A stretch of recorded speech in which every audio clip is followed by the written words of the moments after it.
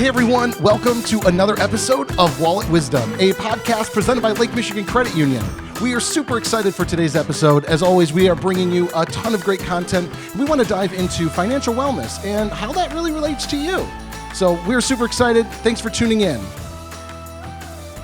Savannah, you're our LMCU financial wellness manager and helping our teams and our honestly, our communities continue to grow in their education and understanding their finances. Because I think we all are in that situation where it can get a little confusing. There's a lot of questions that can come up. So we're super excited to have you on. Yeah, I'm excited to be here. Thanks for having me, Brett. Absolutely. So, I think just for listeners, I think it's great to kind of start out just overall just understanding as to what is financial wellness, right? And why, I guess, is it essential for our overall well-being, as well as how you kind of got into this line of work and why you're so passionate for it. Yeah, that's a great question. So when we're thinking about financial wellness, it's just one component of our overall well-being. So similar to physical wellness or emotional wellness, even occupational or social wellness, those are all dimensions of our overall well-being, and financial wellness is no exception. It's just part of that overall, are we healthy? And thinking of financial wellness specifically, are you financially healthy? Do you feel good about your finances? And do your numbers actually back that up?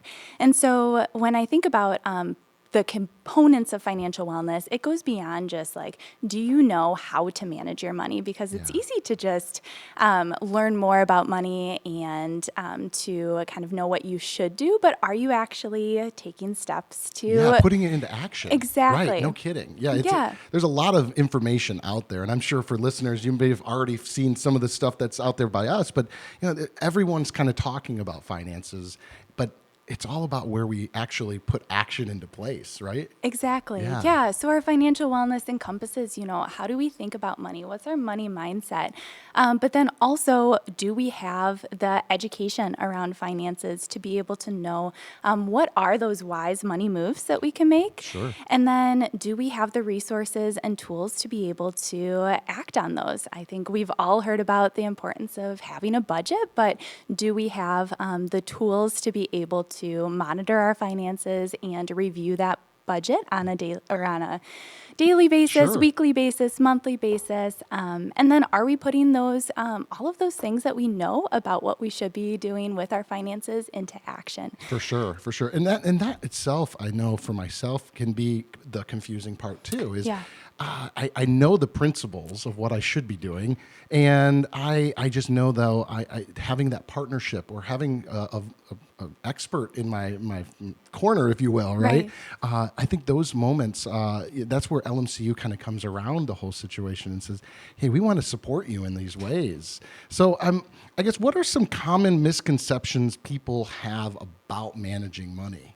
Yeah, that's a great question. I feel like we could do an entire episode Right? just addressing some of those misconceptions. But one that I hear very frequently is just this mindset of I'm not good with money. And I think that is a lie that we buy into, and almost kind of something that we can say to excuse the fact that maybe we know what we should be doing, but we're not doing it. And so with that misconception, so I'm not good with money, really being good with money is a skill that we can learn, right? Sure. So it's something that takes time and intentionality to learn more about money, about what those healthy money moves look like, and then being able to put them into action. So I'm a runner. I love to run, and I started running about 8 years ago. When I started running, I had to start where I was at. I laced up my running shoes, ran around the block, saw how long I was able to run for, and figured out that baseline of okay, I know I can run for half a mile and then have to take a little bit of a walk. And every day I'm just going to add to that and continue to learn more about running and continue to just lace up my shoes and get out there. And had I approached that with a mindset of okay, I should be running a marathon at this point, and I'm not. Right. You can't expect that, right? Exactly. It and takes I think time. Yeah. The same thing with our money. It takes time to build those healthy financial habits, and it takes time to even just learn about what those financial For sure. habits look like. Well, you're referencing running and the physical well being of our health, right? And I think about the same goes for our financial wellness, health, if you will. It's that holistic approach. In healthcare, there's a big move lately of that holistic approach. How do we bring in all the right people for your care treatment, right? And the same is true for LMCU and also our financial wellness goals, that we want to really help everyone achieve dreams for a lifetime, right? Exactly. And so to do that, it's just very similar to health and wellness in that space. Getting those checkups, right? Checking your budget, checking and see. But I love what you said about the running part. You don't have to have your finances in order to be able to do more with that. That's where you just got to get a start. That first $5, right, to save in a week, or the next $10, or the goals that you set, right? So I love that. But to your point, how do we help then our members and our community leverage some of the tools that we have as well to really help them with that journey?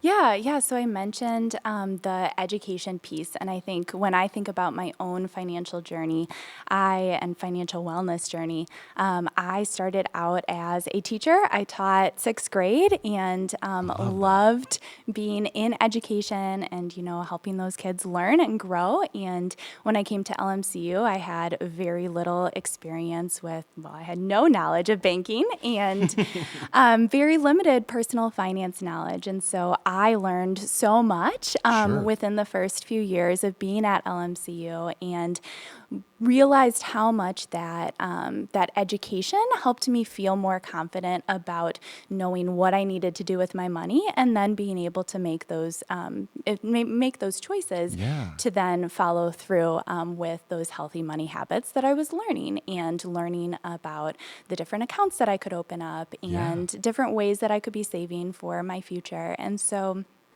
I think with all of that, I really leaned on resources that LMCU offered for that education piece. So listening to Wallet Wisdom and That's a really good. Exactly. It's I'll tell you actually too, step. anecdotally, as a host of the show, I have myself learned so much about finances through some of our guests and just the different things that we get to talk about.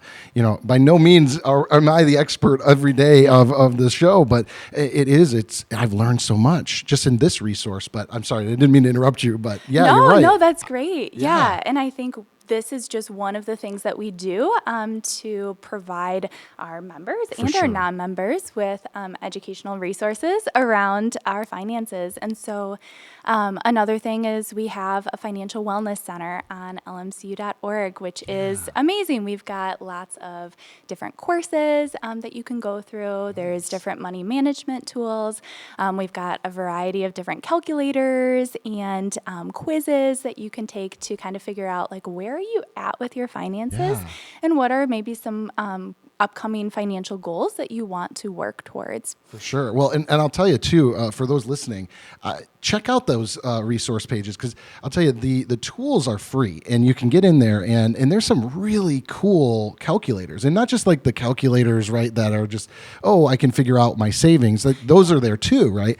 But these are also like estimating calculators, so that you want to know, okay, if I save $50 every month, here's what 5 years looks like. Here's what 3 years would look like. And those to me are super helpful. And when I'm thinking about my finances, and hopefully for listeners as well, and those that are tuning in and checking that out, that you'll find those same benefits as I did.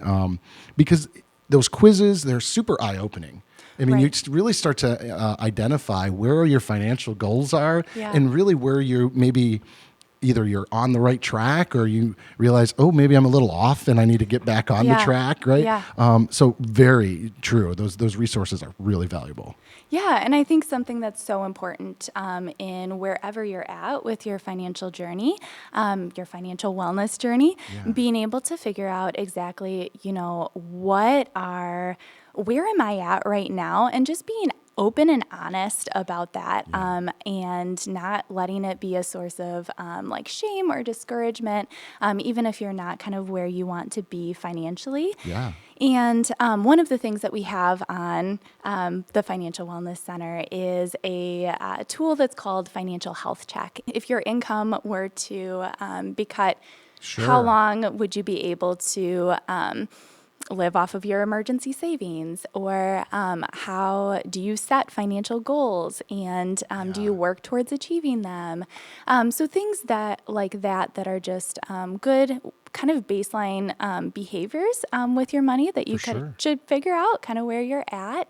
And it can also provide a little bit of clarity of, okay, my score in, let's say, savings is the lowest. This might be an area where I really need to do quite a bit of learning and really look into different resources and get different perspectives too. I mean, we have so much information just right at our fingertips. That's a great point. The data and everything that we have more at our fingertips. And I do think about how the having a score like that is great for just kind of your own goal setting. Like you were saying, I might be not really doing well in the savings category, which might be true. But, it's one of those things of like, okay, not only is it an area where I may need to get more education or more knowledge, but even it's an area that I need to focus more on. Maybe I need to start considering what are my habits, right? And where can I maybe shift a little so I can save better? And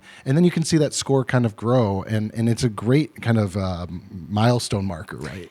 Exactly. And something that you can go back to, and let's say 3 months down the road, once you have learned more about savings and once you've set some financial goals that you've started to work towards, you can reevaluate where you're at in that savings area, take that quiz again, and see that score improve. And I think that's just super powerful to be able to just really like have that baseline that we can go back to see our growth with financial wellness. Just like anything else, it's so important to approach it with a growth mindset, to have to not think like this is just something that either I'm born with or not.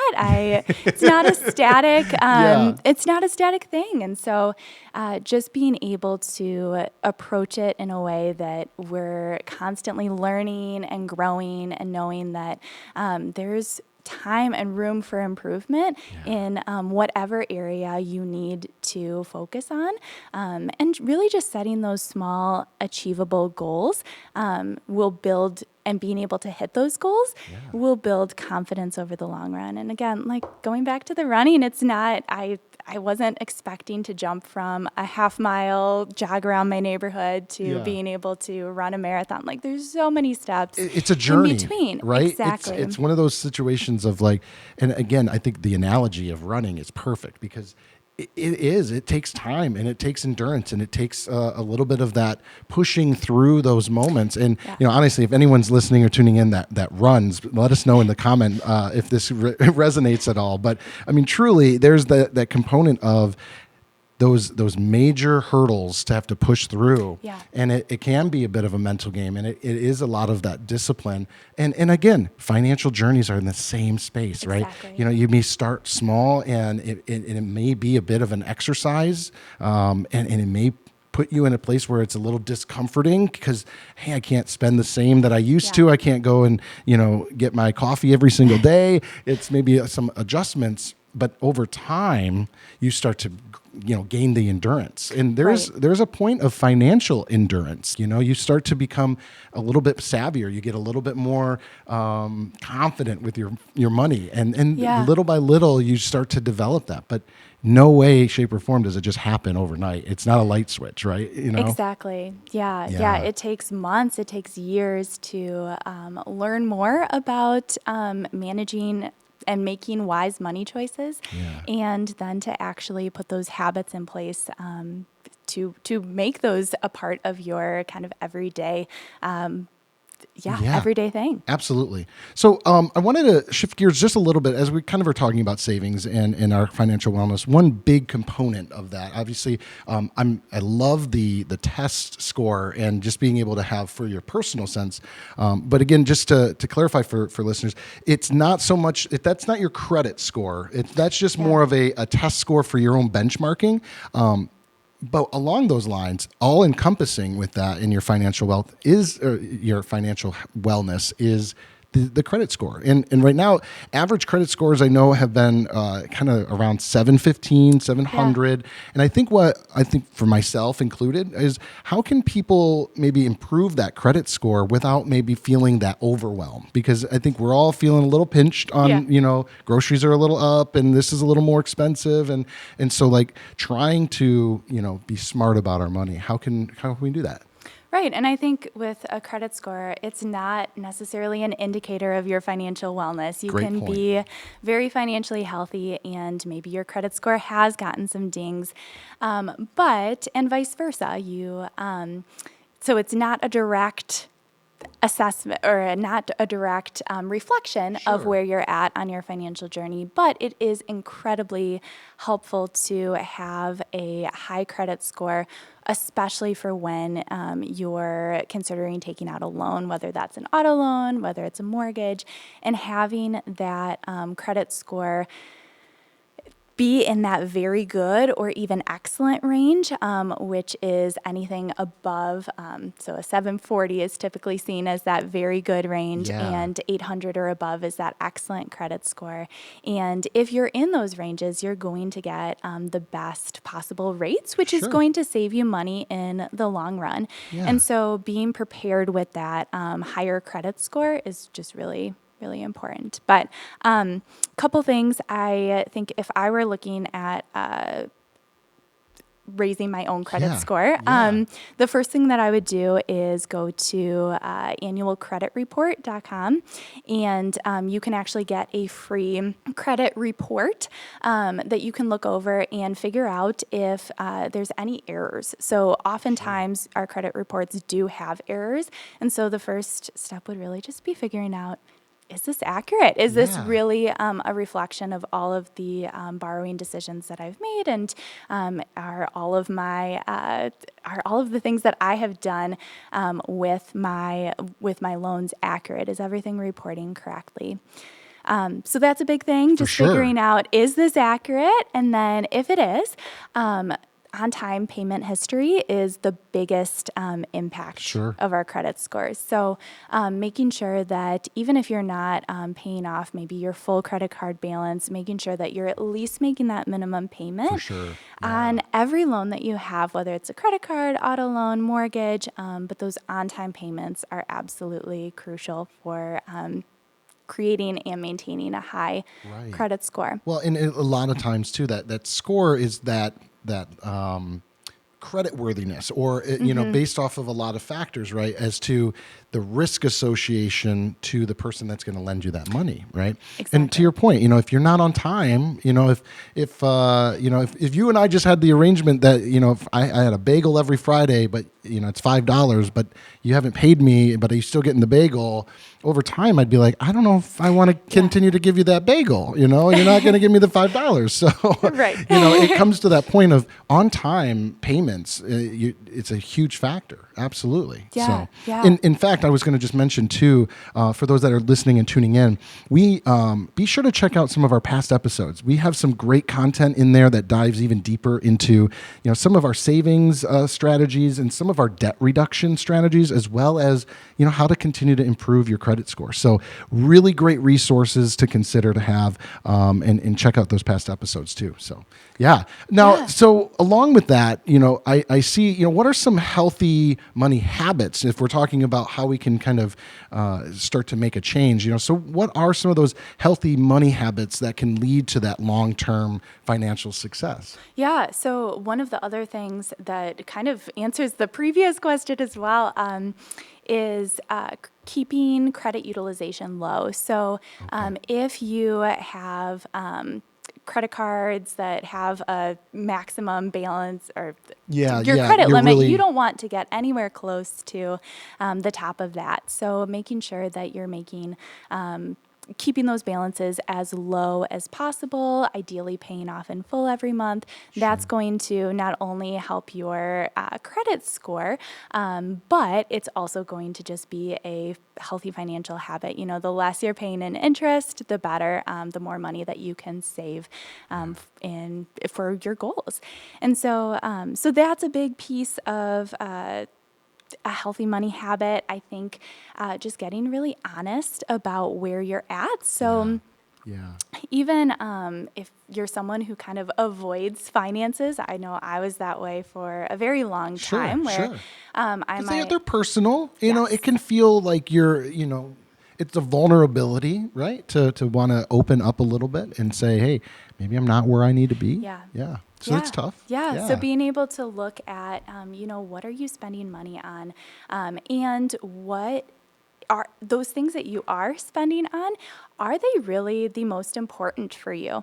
And so I think like one misconception that we have is there's kind of these like good and bad purchases. And so I know oftentimes that like daily Starbucks gets brought up as an example of something that is not necessarily a healthy money habit. And I think the important thing there is just it's shifting your mindset to like, there's not necessarily these good and bad financial choices or these good and bad purchases, but if you're spending an extra, one of the calculators on our Financial Wellness Center goes over, you can plug in if you spend an extra $10 a day or $15 a day, what's that going to add up to over the course of a year? What if you invest that? And I think that's really powerful to take those like small amounts that you might be spending and figure out, okay, if I spend an extra $15 a day, then yeah, I can buy my coffee or my lunch, but it means that I'm not left at the end of the year with the over $5,000 that I could be if setting aside that money. And if that's what's bringing you joy and that's what you are really where you want to be spending your money, there's no shame in that. And but if you're looking at that amount that you could be, you know, setting aside and you're like, okay, with that $5,000, I would love to take a vacation or two vacations, do a home project. So just moving from this like automatic, like, okay, well, it's just a $10 purchase. It's not really going to matter to, okay, yes, this is $10, but I'm going to make a bunch of these choices and what are they adding up to, and moving from that kind of automatic, those automatic spending choices to more intentional, kind of value aligned spending choices is just really, really powerful. Well, I find it interesting because you're absolutely right. The conversation over the last like decade or so has shifted, and maybe it's more of the vocabulary of it, but you know, it went from, or excuse me, it's now in this like, is that a good purchase or a bad purchase? To really when I was growing up, it was a lot more about, you know, is this a need or is this a want, right? And to your point, like getting honest with yourself about your finances is kind of crucial because it does get to the heart of, oh, wait a minute. That's a want. It's not a need in this situation. And we actually talked about some of that on our last episode about needs and wants. And it's hard because it's easy to kind of say, no, I need my caffeine every day.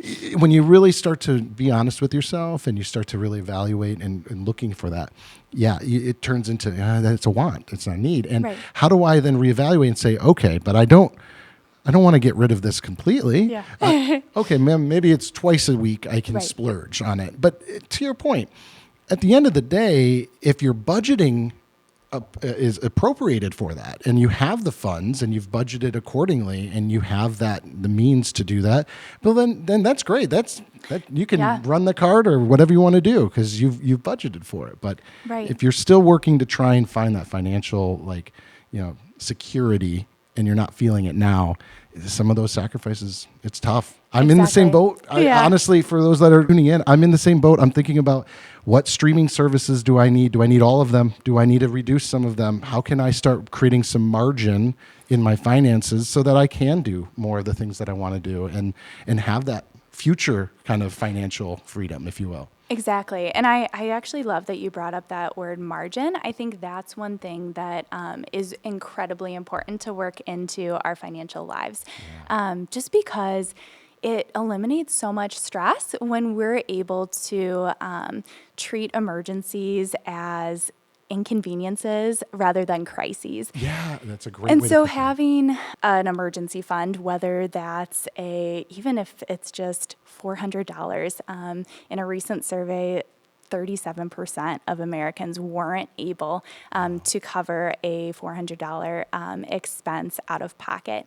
And I think that is just something that if you're able to set any money aside into that emergency fund, it is just going to give you some peace of mind, even if it's not a lot, even if it's just that $400 or maybe it's $1,000, but just having some funds set aside so that it's not you're not experiencing that same level of panic when your brakes need to be redone. Right. I love, say that again, what you said just a second ago, because I think that was so powerful. And, it turns those moments into, how do you say that again? Yeah, so it turns crises to inconveniences. Yeah. That way you can manage. I love that. Yeah. Because there's a lot of times where those unexpected purchases come up, and if you're not planned for it, you're not prepped for it, it turns into a crisis. And then you're trying to figure it out. Oh, man, I love that. Hopefully those that are listening too can kind of relate and say, man, I would love to have a state one day where I don't have to be in a crisis. I can be able to manage that. And it's an inconvenience, right? It still isn't fun, but it doesn't have to be oh boy, what are we going to do now? Those are tough spaces to be in. But I want to reiterate too for our listeners, that is what makes LMCU such a great institution to at least just explore. Whether you're a member or not, we want to help you. And that's why these resources are for free. Check them out on our website. But then on top of that, stop into a branch. We want to be able to partner with you, regardless if you have a membership here or not. We will sit down. We will talk with you. And again, it goes to our roots are founded in education. That's how we started as a credit union. We were a teacher's credit union way, way, way back. And now to see, again, you were a teacher as well. So and we have a lot of staff that have been in education, which is really pretty incredible because that is the heart behind what we do. And we want to help our communities in so many different ways. So, Savannah, I am so appreciative of everything. I think there's been some great information. And again, how can our listeners continue to gain that knowledge? Yeah, so I think one next step would be to visit our Financial Wellness Center. You just go to lmcu.org and click the link at the top of the page that says Financial Wellness. You can explore a ton of different resources, take that financial health check, and just figure out kind of where you're at and where you might want to focus on setting a goal and working towards getting to a better place in that area of your financial life. I love it. I love it.